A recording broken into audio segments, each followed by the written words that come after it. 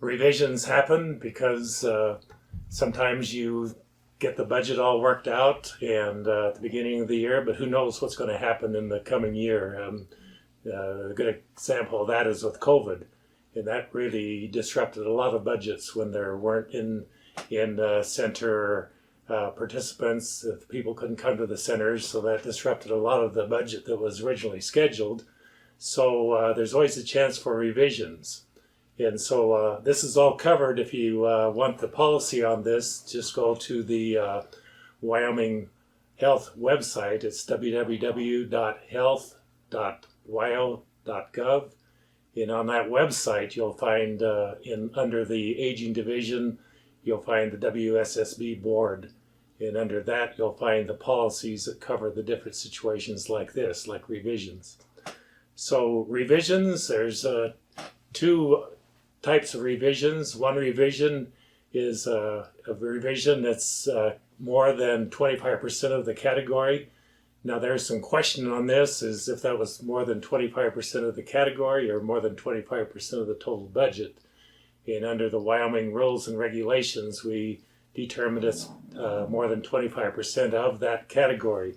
So of course the categories would be on your budget, it'd be the different areas like personnel, travel, equipment, consumables, supplies, and other. So if there's a change, if your revision is going to be a change of more than 25% of that category, then a revision needs to be submitted to the board for approval. And then even within that category, the category, like for example, under other, might include several things like insurance, audit, or dues, fees, and so forth. If one of those lines changes, if you move that around even within the budget, and that's a change of more than 25% of that total category budget, then a revision needs to be sent in. So that's the time it needs board approval, and of course, these things don't always happen overnight. They won't be considered till the next board meeting. The next board meeting could be in a couple weeks, could be in a month or two. So the revision won't be considered until that board meeting. And then with that revision, there's some forms that need to be sent in, and that need to be included with that revision. And first of all, there's you need to send in the original budget page, and then you need to send a copy of the revised budget page. So at the top of the original page, put original, write original, so we know which is which. And on the revised page where you have the revision, show the revision, then include show what the revision is. And of course, in the letter requesting a revision, it'll explain what the revision is also. And so another thing that's important, and so of course that'll be sent to the Wyoming Senior Services Board Chairman, a copy of that revision request to the board chairman, as well as your center representative on the board. And so one thing that's important to remember is if that revision is accepted, if it's approved at the board meeting, then you go ahead and put that in place. But the following quarter, make sure that revised budget is put down on your quarterly report under the budget category. Otherwise, if you put the original budget there, and I've had a couple centers do that, they forgot to put in their revised budget, and so it looked like there's more money there than they thought there was. So make sure if you do a revision the following quarter, put down what that revision is in that budget column on the quarterly report. And it's also good to keep that line of communication between the bookkeeper and the director. I had one center that did a revision, and then the bookkeeper left, and so the director wasn't aware. Actually, the bookkeeper left and the director left, and they had a new director, and the director wasn't aware of that revision.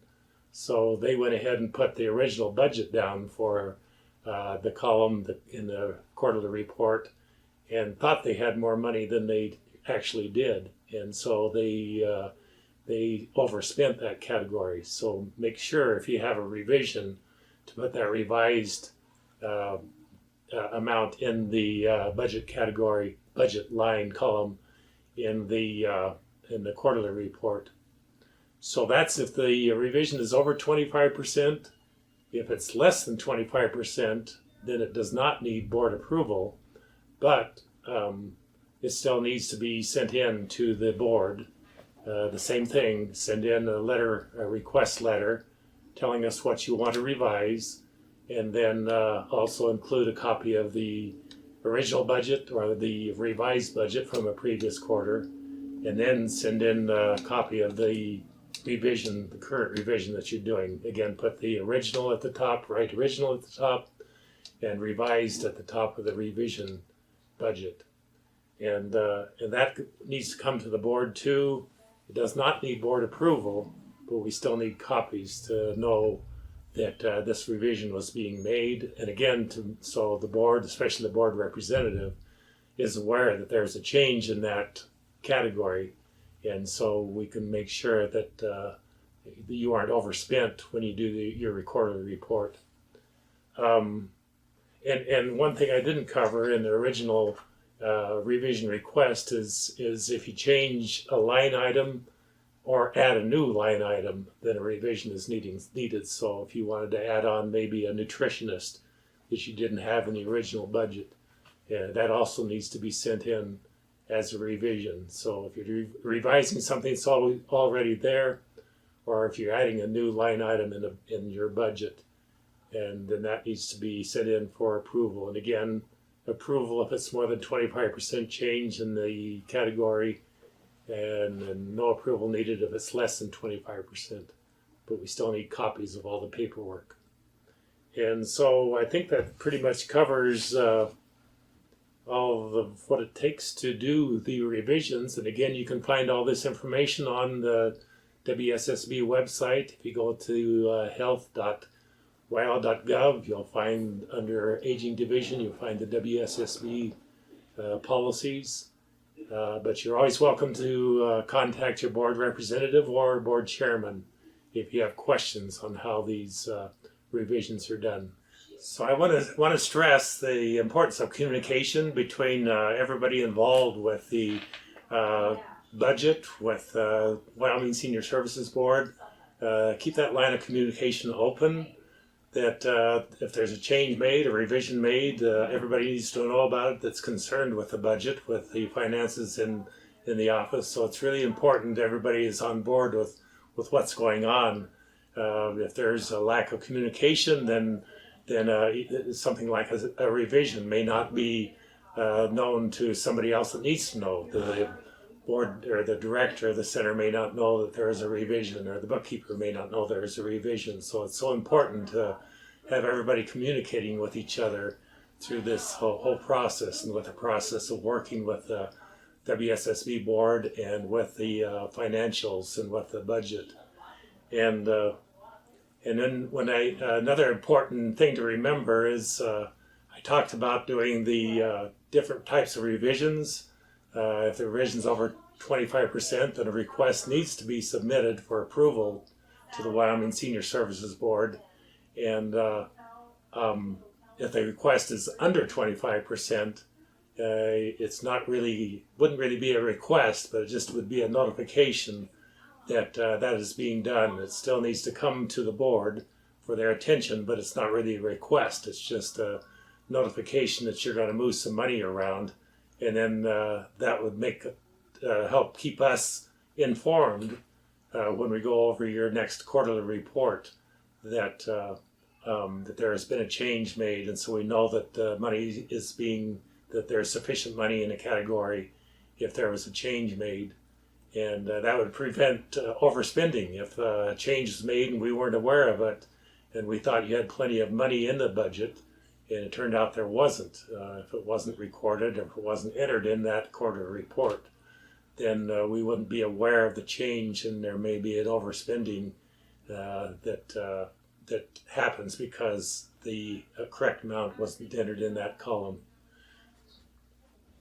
So when a revision request is submitted to the board and the board approves it, I'll back up a little bit.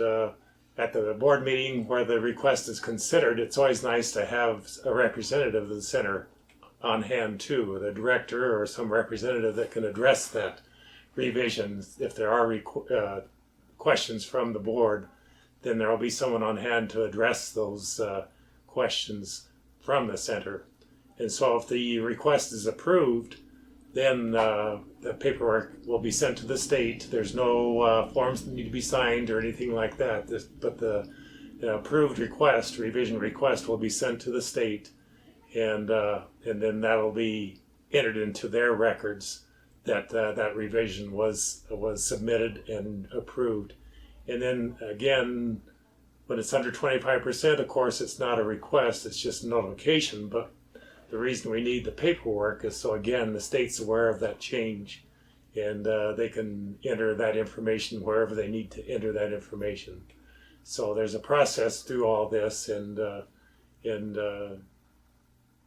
all of it, if the steps are followed, then that expedites getting the revision in and approved and to the state, and then that expedites allowing you to move the money around sooner. The sooner all the steps are completed, the sooner you'll be able to move the money around to where you need it.